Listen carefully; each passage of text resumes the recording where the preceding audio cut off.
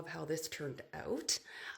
It was really fun creating a variety of textures in this piece without using a medium. As you guys know, I use gloss and joint compound and heavy gloss gel. So quite a few things that I use. Aluminum foil, different things, sand texture, sand. But you can also create beautiful textures without any mediums, without adding anything besides paint.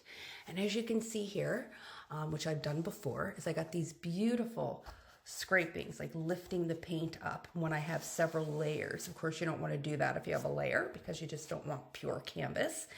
But you can see the colors underneath here as well. And I just love the beautiful striations made. You can see all of that. It's what I tell you with layers. You'll see people put stuff on and remove, add and subtracting, I call it. But it all plays a key factor. And depending on your profile, you actually see stairs this way. And for me, it looks like it's stairs going like up into this beautiful or wreathful or mystical kind of clouds.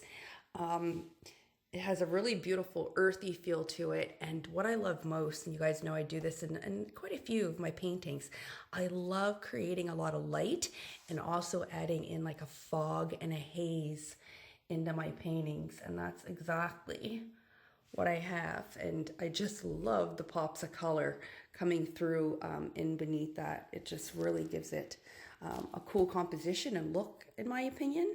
And with the white and the curve, it really looks great in several profiles. Anyways, guys, thank you so much for watching. I appreciate you being here. Definitely make sure that you are subscribed. Hit the button, make sure it's black and says subscribed, and please turn on your notifications. It really helps the channel.